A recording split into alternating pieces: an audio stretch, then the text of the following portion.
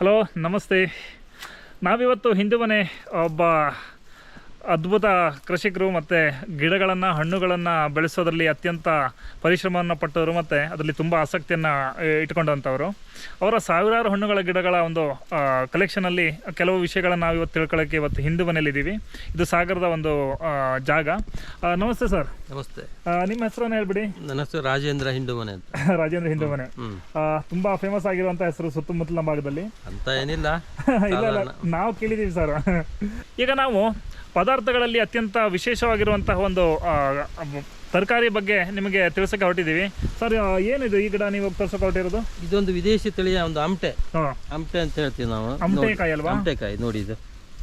ಓಹೋ ಏನ್ರಿ ಇದು ಬರೀ ಒಂದು 1 ಫೂಟ್ ಹೈಟ್ನ ಎತ್ತರಕ್ಕೆ ಬೆಳೆದಿರುವಂಥದ್ದು? ಹೌದೌದು. ಇದು ಕಸಿ ಗಿಡ ಇದು. ನೋಡಿ ಎಷ್ಟು ಚಿಕ್ಕ ಎಲ್ಲ ಗೊಂಚಲಲ್ಲೂ ಇದೆ.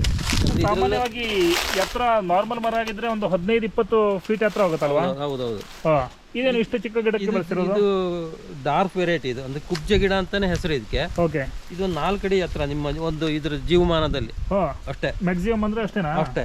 ಅಂದ್ರೆ ಇದ್ರ ವಿಶೇಷ ಅಂದ್ರೆ ಪ್ರತಿಯೊಂದು ಚಿಗುರಿಗೂ ಇದು ಕಾಯಿ ಬರ್ತದೆ. ಒಂದು ಚಿಗುರು ಬಂದ್ರೆ ಕಾಯಿ ಅಂದ್ರೆ ವರ್ಷಿಡಿ. ಇದು ಆಲ್ ಸೀಸನ್. ಆಲ್ ಸೀಸನ್ ಔಟೆಕಾಯಿ. ಬಹಳ ದೊಡ್ಡದಾಗ್ತದೆ ಇದು.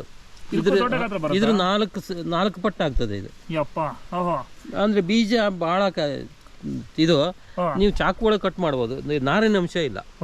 ಅಂದ್ರೆ ಈಗ ಬೀಜ ಚಿಕ್ಕನ ದೊಡ್ಡದ ಇದ್ರದ್ದು? ಬೀಜ ಇಲ್ಲ. ಸೀಡ್ಲೆಸ್ ನೀವು ಕಟ್ ಮಾಡ್ಬೋದು. ಈಗ ಸ್ವೀಟ್ ಅಥವಾ ನಾರ್ಮಲ್? ಹಣ್ಣಾದ್ರೆ ಸ್ವೀಟ್ ಇಲ್ದಾದ್ರೆ ಹುಳಿ. ಕಾಯಿ ಇದ್ದಾಗ ಹುಳಿ.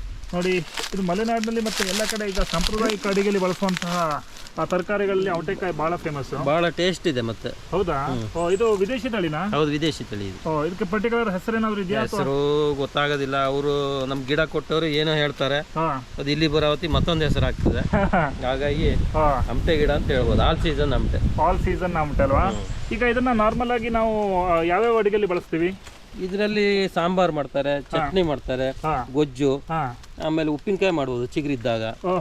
ಎಲ್ಲದೂ ಮಾಡ್ಬೋದು. ಎಲ್ಲದನ್ನು ಮಾಡ್ಬೋದಲ್ವಾ? ಗಿಡ ತಂಬಳಿ ಮಾಡ್ತಾರೆ ನಮ್ಮಲ್ಲಿ.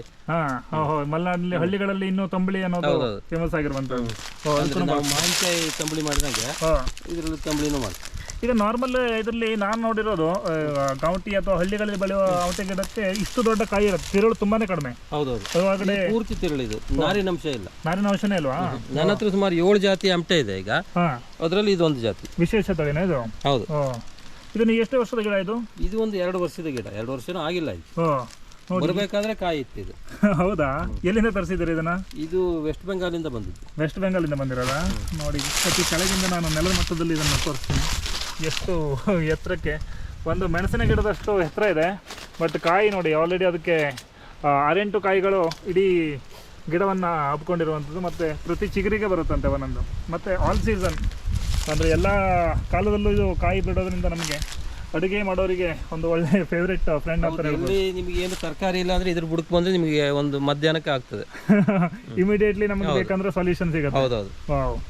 ಇದು ಹಾಕಿದ ಕಾಯಿ ಚಟ್ನಿ ಬಹಳ ಟೇಸ್ಟ್. ಆಮಟೆಕಾಯಿ ಹಾಕಿದ್ದು. ಓಹೋ, ತೆಂಗಿನಕಾಯಿ ತುರಿ ಹಾಕಿ ಮಾಡುವಂತ ಚಟ್ನಿನಾ? ನಾವು ದೋಸೆಗೆ ಚಪಾತಿಗೆ ಎಲ್ಲ ಬಳಸ್ತೇವಲ್ಲ, ಅದಕ್ಕೆ ಬಹಳ ಚೆನ್ನಾಗ್ತದೆ. ಸೂಪರ್. ಸಣ್ಣ ಪೀಸ್ ಹಾಕಿಬಿಟ್ರೆ ಹುಳಿ ಬದಲಿಗೆ ಹಾಕಿದ್ರೆ ಅದ್ರ ಟೇಸ್ಟೇ ಬರಲಿ. ಹುಣಸೆಹಣ್ಣು ಬದಲಿಗೆ ಆಲ್ಟರ್ನೇಟಿವ್ ಆಗಿ ಇದನ್ನ ಹಾಕಿದ್ರೆ ಪರಿಮಳ ಮತ್ತೆ ಟೇಸ್ಟ್ ಕೂಡ. ಹೌದು. ಅನ್ನಕ್ಕೂ ಚೆನ್ನಾಗಾಗ್ತದೆ. ಮತ್ತೆ ಗೊಜ್ಜಿನ ರೂಪದಲ್ಲಿ ಕಲಿಸ್ಕೊಂಡು ತಿನ್ಬೋದಾ? ಓಕೆ. ನೋಡಿ ಈ ಒಂದು ಔಟೆ ಗಿಡವನ್ನು ನೋಡಿ ನನಗೆ ಬಹಳ ಖುಷಿ ಆಯ್ತು. ಈ ಗಿಡ ಕೂಡ ನಾವು ಈಗ ಸಿಗತ್ತಾ ನಿಮ್ಮ? ಈ ಗಿಡ ಸಿಗ್ತದೆ. ಗ್ರಾಫ್ಟಿಂಗ್ ಮಾಡಿರೋದಾ? ಗ್ರಾಫ್ಟಿಂಗ್ ಗಿಡ. ಓಕೆ.